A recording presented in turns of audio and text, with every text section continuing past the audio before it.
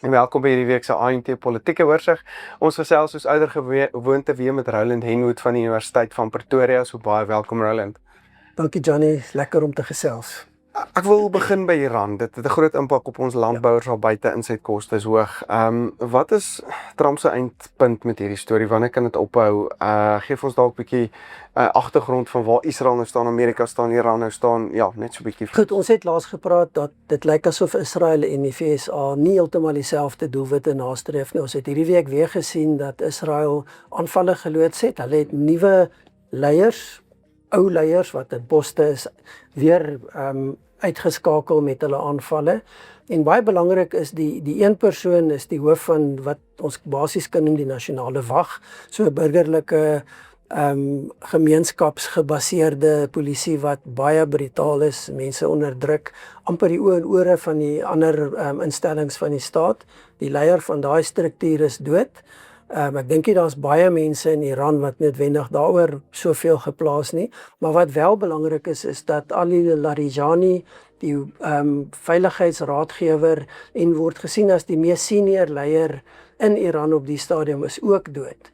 Nou die risiko daarvan is dat die idee is jy skakel die leierskap uit en dan is dit leierloos en mense kan in opstand kom. Maar ek dink daar's 'n wanopvatting van die struktuur van die staat in Iran. Daar's genoeg mense om oor te neem. Dis 'n staat met 'n groot bevolking. Die regeringsstrukture is goed gevestig. Hulle regeer dalk nie soos wat ander mense sou wil hê hulle moet regeer nie, maar hulle werk. En wanneer jy mense uithaal, is daar nuwe mense wat inkom. En die vrees wat nou bestaan is dat die nuwe leiers wat inkom is meer radikaal. Is harder leiers as wat ons selfs as die wat daar was. En dit beteken dat die risiko vir onderdrukking word groter. Natuurlik as jy op 'n punt kom waar jy soveel van die leierskap uitskakel, dan kan jy 'n situasie skep van leierloosheid en chaos. Dit lyk nie of dit op die kort termyn moontlik is om dit in Iran reg te kry nie. Ek sê nie is onmoontlik nie, maar dit lyk nie of dit gaan gebeur nie. Ja. So wat jy wel doen is jy kry 'n verharding van gesindhede, jy kry 'n verandering van die manier wat die oorlog gevoer word en dit sien ons hoe Iran nou baie effektief die druk verskuif na sy buurlande en die druk verskuif na die res van die wêreld. En dit plaas natuurlik baie groot druk op president Donald Trump. Nie net in terme van die wêreld nie, maar ook in terme van die binnelandse politiek. En sy verkiesing wat ons nou voor. Hy is op pad na middeltermyn verkiesings toe. Nou hardloop die petrolprys weg. Ons onsekerheid in die wêreld, dit het ekonomiese invloed. Daar's vrese vir inflasie. Dis 'n mandjie van negatiewe ontwikkeling. En dan natuurlik nog steeds 'n groot deel van die bevolking wat nie verstaan hoekom die oorlog plaasvind nie en nie ten gunste is daarvan nie. Maar ook op die internasionale vlak word die druk nou groot. Kom ons gaan kyk net na waar sit president Trump. Sy idee was ons gaan die kernprogram stop, ons gaan die missielprogram stop en ons wil regimeverandering hê. Daar's nog steeds onsekerheid oor die kernprogram. Waar is die verrykte Iran? En daar's al hoe meer praatjies wat sê dat daar gaan soldate moet ingaan wat hierdie Iran moet gaan soek en gaan uithaal as hulle dit wil hê. Nou dit is 'n ongelooflike moeilike en gevaarlike taak. Nou gaan die sterftes opgaan. Maar die ander ding is, waar is dit? Is dit op een plek? Is dit op verskillende plekke? Op watter manier is hierdie goed versteek, verpak? Kan dit net uitgehaal word? So daar's baie onbeantwoorde vrae wat ons in elk geval nie weet nie. Dalk het die president se veiligheidsstrukture die antwoorde, maar ons weet nie wat dit is nie. So daar's 'n baie groot risiko rondom en groot vraagtekens rondom wat word van die Iran en wat word van die kernprogram. Die missielprogram is swaar getref. Die lugmagte van die VSA en Israel het vrye beweegruimte, lyk of hulle die lugruim bo Iran tot 'n baie groot mate beheer. En ons sien dit in die tipe vliegtuie wat ontplooi word en gebruik word. Die probleem is, jy beheer die lugruim, maar jy beheer nie die grond uit die lug uit volledig nie. Ja. En dis waar die vraag inkom van, maar presies wat is die doelwitte nou? Waar staan hierdie proses? Intussen gaan Israel voort met sy aanvalle op leiers en sekere infrastruktuur in Iran, wat op die langtermyn natuurlik nie net die regime onder druk plaas, maar ook die bevolking. So die vraag is, waar gaan die sentiment swaai? Teen die regime in Iran of teen die aanvallers van Iran? Dis nie 'n uitgemaakte saak waarheen dit gaan nie. Dan is Israel besig om sy grondoorlog uit te brei in Libanon. Nou dit veroorsaak baie ontevredenheid in die res van die wêreld. Europa is baie krities daaroor. Die streek is die leierskap van die Arabiese state baie krities daaroor en ook ander plekke in die wêreld. VSA is redelik stil hieroor. Hulle het nog nie regtig baie gesê in terme van ons ondersteun dit nie. Maar die risiko wat jy hier het is dat Israel verdeel nou sy aandag en sy hulpbronne en veg op 2 fronte 'n oorlog. Ja. Dit kan die VSA se benadering en optrede beïnvloed. Wat Iran ook gedoen het om druk te verskuif, is om die straat van Hormuz ontoeganklik te maak. Natuurlik, met hierdie oliepryse. Ja, en hulle het nie die straat gesluit fisies nie, maar die risiko's maak dat skeepvaart tot stilstand gekom het. Enigste skepe wat deurgaan is wat met Iran se toestemming, Iran se skepe en dan het 'n Pakistaanse skep en 'n Filippynse olietankskip het uitgegaan. Nou hulle gaan ooste toe, China kry olie, Pakistan kry olie, maar dit is state wat goeie verhoudinge met Iran het, wat simpatiek is teenoor Iran of wat Iran direk ondersteun. Die res van die wêreld is afgesny. Dit het 'n geweldige impak op oliepryse en natuurlik daarmee saam 'n groot impak op alles. Die lugrederye kry baie swaar. Daar word gepraat van vliegtuigbrandstof wat verdubbel het in pryse in die afgelope 2-3 weke. En dan seker tesame met dit is die vraag na vlugte verskriklik. Die vraag na vlugte het afgeneem en ek dink ons gaan sien dat die rederye in die Midde-Ooste, Emirates en sulke rederye, Qatar, Emirates en Etihad word baie swaar getref en 'n mens gaan moet sien wat is die effek hiervan op hulle langtermyn sukses en hulle langtermyn operasies. Want hulle is gebou om die idee van stabiliteit, betroubare toegang en baie vakansiegangers wat nie net daar stop nie, maar deurgaan. Dit natuurlik alles kom nou tot stilstand. So dit gaan 'n groot effek hê nie net op die redery nie, maar op daai ekonomie. President Trump se antwoord was, ander moet my nou kom help om hierdie straat oop te maak. Europa en NAVO moet skepe stuur. Nou, maar hulle wil nie noodwendig nie. Hulle gaan nie. Die eerste ding is, NAVO se onmiddellike antwoord was, NAVO is 'n Europese verdedigingsmag. Ons is nie gerad, toegerus en mag nie optree buite ons onmiddellike belangegebied. Ja. In 'n operasionele aanvallende konteks nie, dit's nie wat ons mag doen nie. Ons is 'n Europese verdedigingsstruktuur.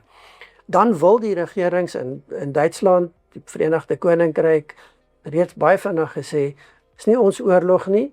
Ons glo nie in hierdie manier van doen nie. Ons moet 'n diplomatieke oplossing kry. Nou president Trump is baie omgekrap. Sy antwoord was in Trump-styl, vir 40 jaar het ek julle beskerm en nou het ek julle nodig en julle wil my nie help nie. Nou die probleem is, hy het weer tariewe gedreig. Hy verstaan nie NAVO se opset nie en dit het mense gesien en natuurlik hy het NAVO se lede baie sleg behandel, baie beledigend teenoor hulle, baie druk op hulle geplaas. Nou het hy hulle nodig en hulle sê net maar NAVO kan dit nie doen nie. In tweede plek, ons gaan nie dit doen nie want die risiko's is te groot. Ons weet nie wat ons gaan doen, hoe ons dit kan doen nie. Ons moet op 'n ander manier daarna kyk.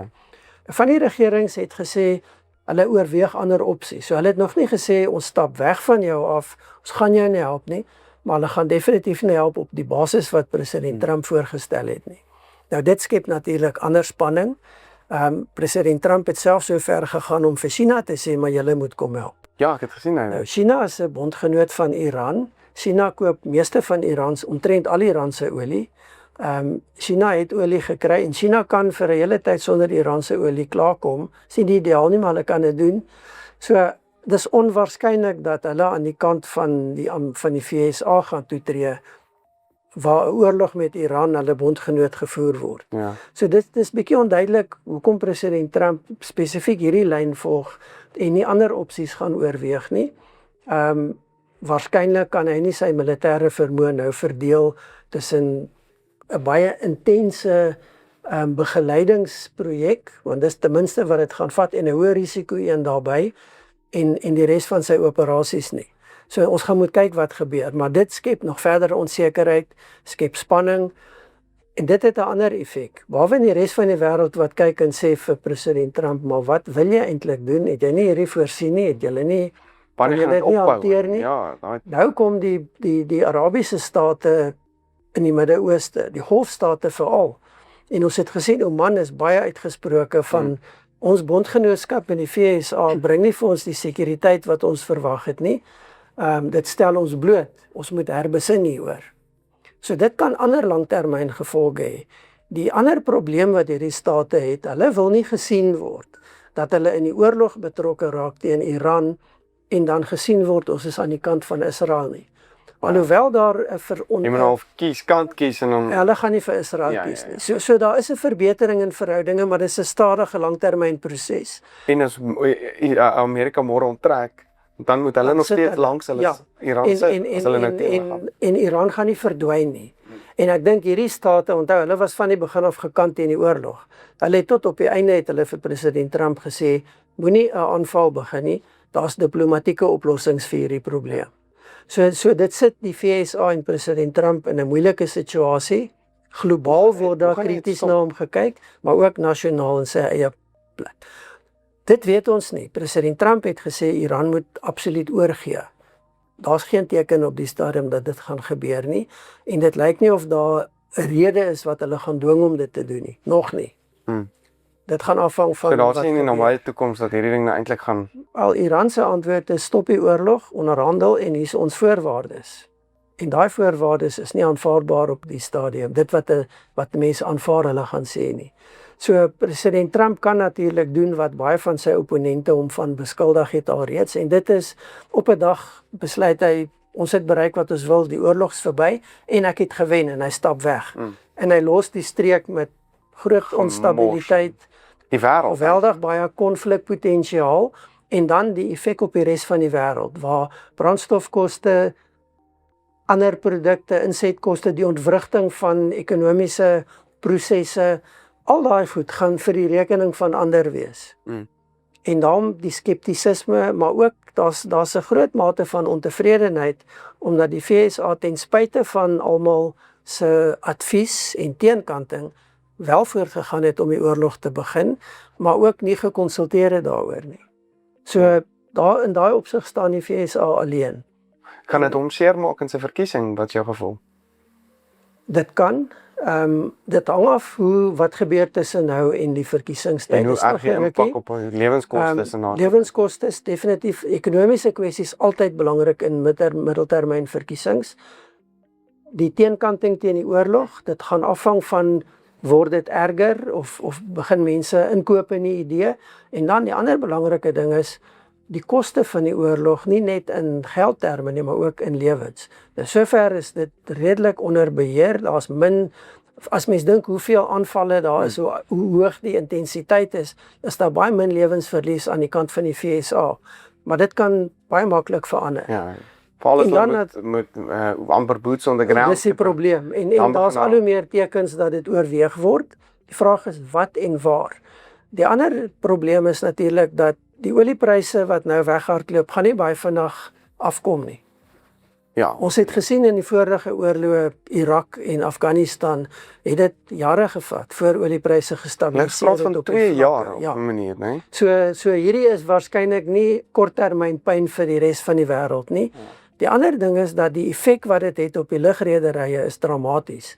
Dit kan nog langer termyn gevolge hê en 'n mens gaan moet sien hoe dit uitspeel. Ja. En dan natuurlik word almal in die wêreld beïnvloed. Die laaste punt miskien hieroor is dat president Trump het ook gesê hy is veronderstel om 'n beraad met president Xi Jinping van China te hê. Ja. En hy het nou gesê maar hy wil dit uitstel want hy moet by die oorlog wees, hy moet in Washington wees. Ja. Nou mense weet nie of China daarvoor inskikkelik is nie. Dit mag wees. Maar die feit dat hy in 'n sin China sê jy moet help en as jy nie help nie gaan ek nie met jou praat nie. Dis blykbaar die subtekst wat in China gelees word. Ja. So dit word gesien as bietjie van 'n dreigement. Nou die verklaring is dat China hoef nie toe te gee nie, gaan nie toegee nie, gaan waarskynlik terugsit en kyk wat gebeur met die VSA en wat gebeur met president Trump en hulle kan bekostig om dit te doen. Ja. So die VSA nie in 'n baie goeie posisie hiermee nie. Hy het die militêre mag, hy domineer die gebied. Dit is bietjie Maar tussen 'n rok en 'n hardpleis. Polities en ekonomies het die VSA die slegste deel wat hy nou moet hanteer. Hulle het so gepraat van China. Hulle het ook dan belangrike bewegings binne-in gehad, in China wat dan eintlik hulle politieke bewegings was. Vertel ons 'n bietjie meer daaroor. Ja, ons kyk bietjie min na China in Suid-Afrika en dis eintlik 'n baie belangrike Voel soos 'n black box amper. Ja, maar een wat natuurlik vir die regering baie belangrik is, goeie verhoudinge, belangrike ekonomiese handelsvernoot. China het hulle jaarlikse groot politieke beraad, as ek dit so kan noem, gehad, hulle wetgewende gesag wat byeengekom het. Nou dis nie 'n wetgewende gesag soos ons parlement nie.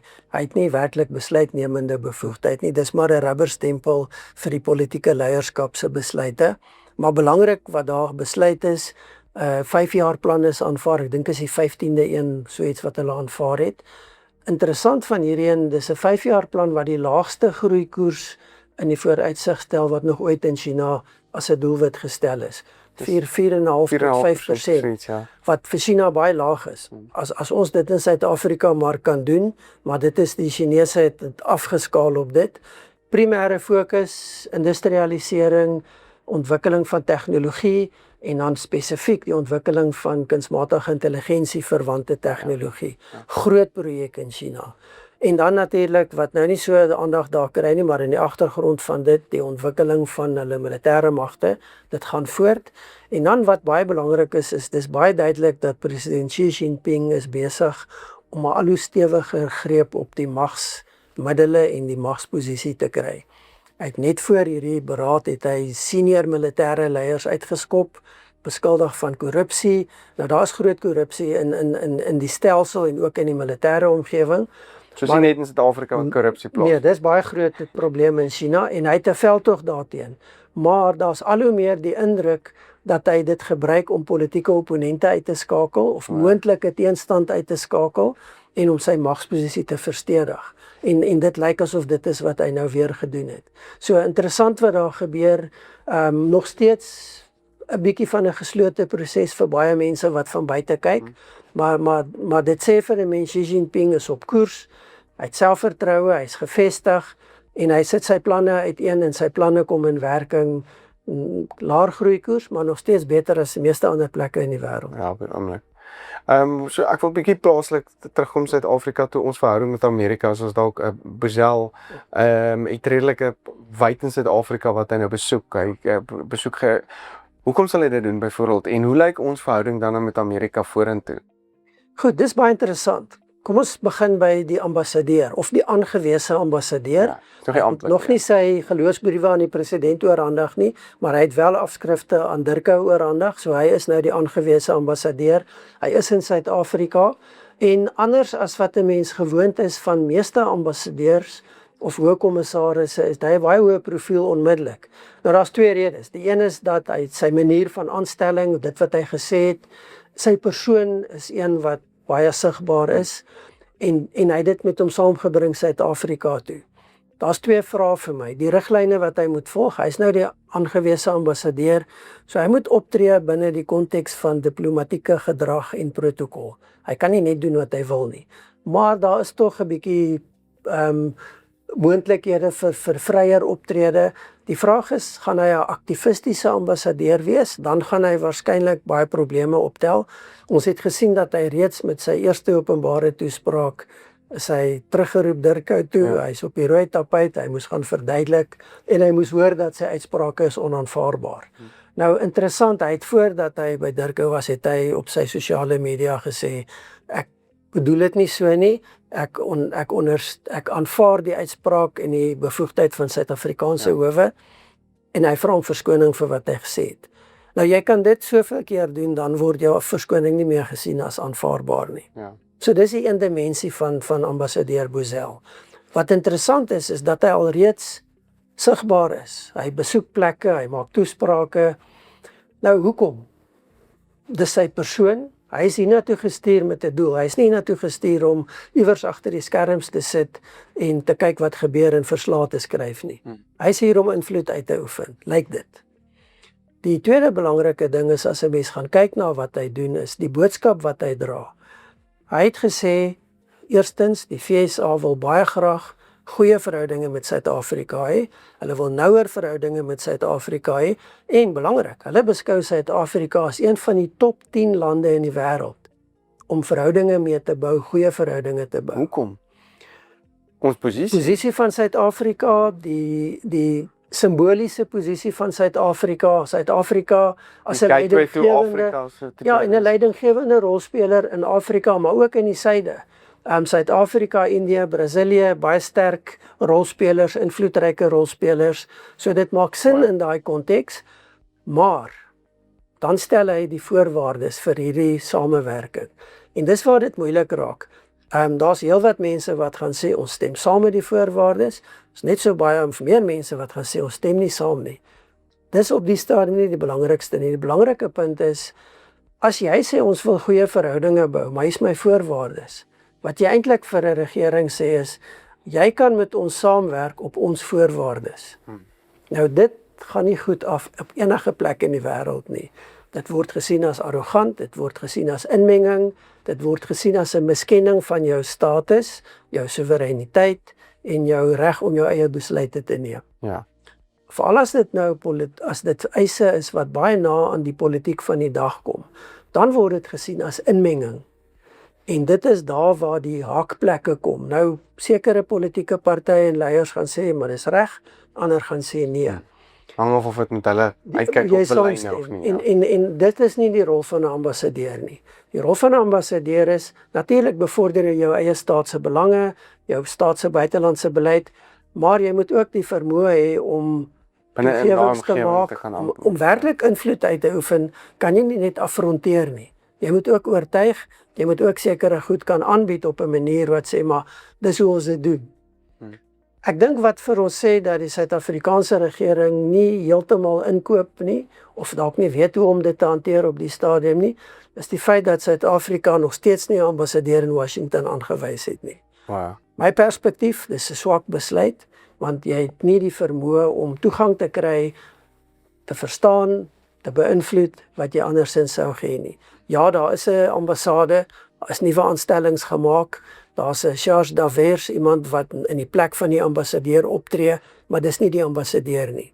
En dit is in my oë nie 'n goeie strategie nie. Maar dit lyk asof president Ramaphosa se benadering is, hy gaan nie bodder nie, hy werk met wat ons het, en dan is daar nog steeds, lyk dit vir my, die benadering dat die verhoudinge met die FSA gaan gebruik word as 'n verkiesingskwessie in Suid-Afrika deur die ANC. En dit kan met vrug gebruik word as hulle dit reg doen. As dit verkeerd gedoen word en hierdie verhouding verkeerd hanteer word, gaan dit natuurlik baie negatief wees. Ja. So mens gaan moet sien hoe dit moet uitspeel. Dis interessant dat hulle dit dalk sommer in ons plaaslike verkiesing ook nou gaan begin en ek dink ons gaan meer en meer sulke uitsprake nou hoor soos ons nader aan die verkiesing gaan.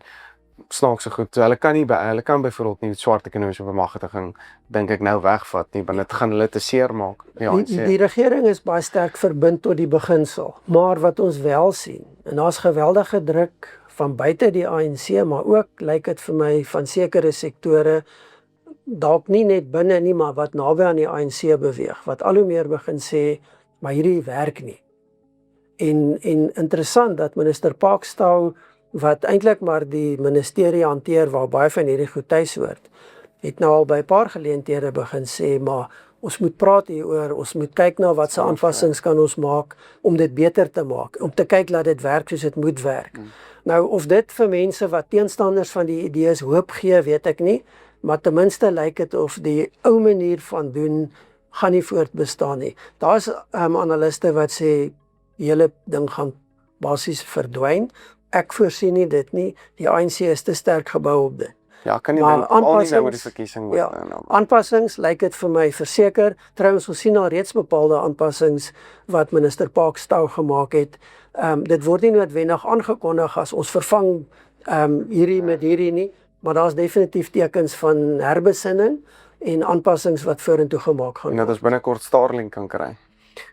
Dit sal 'n mens moet sien. Dis een van die punte van konflik. Baie interessant dat dit lyk asof daar op kabinetsvlak 'n bepaalde benadering is, maar op die vlak van parlementslede is daar 'n ander benadering, 'n ander begrip.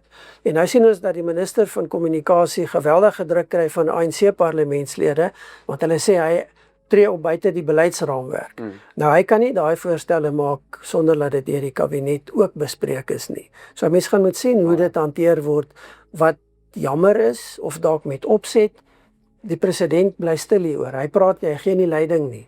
Gaan hy dit later doen via die party of gaan hy dit doen soos wat hy gedoen het met ander waar hy op 'n dag aankondiging maak en die minister net repudieer of weerspreek of ignoreer.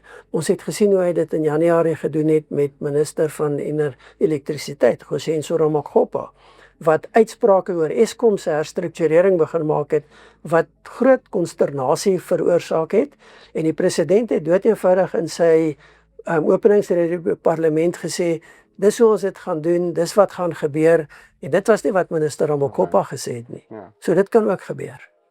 Ja, het gaan interessant wees wat nou daar uitkom. Die back and close hier. Ek wil gou vinnig daar bietjie met jou praat ook. Weet daar's 'n hofsaak teen die minister. Wat sê die nuutste rondom, hoekom is daar rompslom wat die inentings kom nie uit nie. Daar's 'n klomp goed wat nou 'n bietjie frustrerend is. Wat gebeur is, daar het geweldig baie emosie gekom en persoonlikheidsbotsings rondom die hele back and close projek. Dis hoe dit vir my lyk wat van buite daarna kyk. Natuurlik, daar's 'n aanloop, daar's 'n geskiedenis, daar's geweldige agteruitgang in die regering, swak besluitneming, swak regering. Ons het dit al oral in Suid-Afrika gesien. Kan miskien net noem, professor Johan Kirsten van Stellenbosch het 'n baie interessante uiteensetting en amper 'n historiese oorsig gegee. Dink dit was in News24 oor wat het gebeur, hoe het ons gekom waar ons gekom het. Dalk goed om 'n bietjie daarna te kyk om mense se geheue te verfris. Ja. Dit maak nie 'n verskoning nie, maar dit verduidelik vir ons hoe het ons gekom waar ons nou is. Daar's nou 'n paar goed wat gebeur. Daar's 'n hofsaak en die hofsaak primêr gaan oor die feit dat die regering 'n eksklusiewe beheer en proses bedryf. Natuurlik word dit oper gemaak as in die verlede. Dis nie net staatsveeartse wat die toediening van die enstof hanteer nie, was ook ander rolspelers, maar dis 'n staatsbeheerde projek. Die staat koop die enstowwe aanvoer dit in, maak dit beskikbaar. En hulle gee dit nou vir niks. Hulle dra die koste daarvan. Ek dink dis 'n belangrike punt. Maar nou is die frustrasie van baie boere, want hierdie ding is ook emosioneel en hy raak mense se wese. Is dat goed? Nou kom hier soveel miljoen enstowwe aan, veilig in die land, dit word die koue ketting word in stand gehou, maar dit kom nie op die plaas uit nie. Ja. En dit vat te lank. So daar's geweldige frustrasie daaroor en 'n mens verstaan dit. Die vraag is daar onnodige oponthoud of is dit nou maar net hoe die proses werk? Ons het gesien hoe hierdie tipe goed werk in die COVID-tyd. Ons het al gesien op ander vlakke hoe oneffektief dit kan wees. Ek dink as ons kyk na die sogenaamde voëlgriepvirusse, dan is dit nie die resep om te volg nie. Nou wat die minister doen is, hy verander bietjie ook die manier van doen. Hierdie gaan nie meer oor inperking en isolasie van gevalle nie. Dit gaan oor algemene immunisering om beheer te kry en die siekte op daai manier te probeer uitskakel. Nou, dis 'n groot projek, is baie groot vir 'n departement wat nie bekend is vir sy effektiwiteit nie. En 'n mens kry die indruk dat die minister nie noodwendig van binne die ondersteuning kry wat hy moet hê nie. Wow. En dit maak dit ook moeilik. En dit sit hom in 'n baie moeilike posisie. En dan dink ek die minister het bietjie tot 'n mate die aansprake wat hy maak word bevraagteken en hy beheer nie meer die gesprek wat gevoer word in die openbare domein nie. Wow. So dit ondermyn bietjie sy statuur, sy gesag. Nou, is dit omdat hy nie reg is nie, is dit omdat sy departement nie presteer nie? Daar sal die mens moet kyk. Hy wil dit doen, maar hy kry dit nie noodwendig daar self. Ja, en dit lyk of hy bietjie teruggetrek het en nou amper binne die proses werk, nie meer van buite die prosesleiding of bo oor die proses die leiding gee wat ander verwag nie. Nou ek dink dit moet 'n mens sê, hier's botsende belange en botsende verwagtinge. En waar jy ook in hierdie debat staan gaan bepaal hoe jy daarna kyk. Die hofsaak natuurlik gaan juis oor hierdie eksklusiewe beheer. Nou die saak het in die hof gekom. Eintlik presies waar ons nou is, die frustrasie wat hulle eintlik wil stop. En sê maar ons wil daar's die argument ons wil dit self doen. Hoekom kan ons dit nie doen nie? Ons doen dit met ander goed. Nou wat die wetlike dimensie is, gaan ons nou sien as hierdie saak dalk voor die hof kom. Die regter het intussen gesê hy beveel aan dat daar en hy gee opdrag dat daar 'n mediasieproses moet wees tussen die verskillende rolspelers, kyk of hulle mekaar kan vind om in die belang van die proses die ding te dryf sodat dit effektief kan werk. So ons wag nou om te sien wat daar gaan gebeur. Die praktyk is egter, daar's geweldige onsekerheid, daar's geweldige frustrasie, daar's mense wat baie kwaad is vir die minister, en is dit reg of verkeerd? Ek dink dit hang af van waar jy staan aan die kant van hierdie debat. Is dit die mees effektiewe proses wat ons volg? Waarskynlik nie, en ek sê dit gegrond op ons ervaring met hoe ons regering werk en hoe hulle baie keer goed op 'n manier doen wat net nie sin maak nie. Ja. Laaste opmerking miskien net hieroor. Daar's 'n ander interessante dimensie. En dit is die rol wat ander vlakke van regering speel. Dit is baie interessant om te sien hoe vinnig prosesse in die Wes-Kaap uitrol, terwyl in Gauteng word daar gesê, maar die regering in Gauteng, die provinsie, beperk die proses, hulle bring nie hulle kant nie, hulle ondersteun nie die boere en die proses nie. Nou dis twee verskillende partye wat regeer.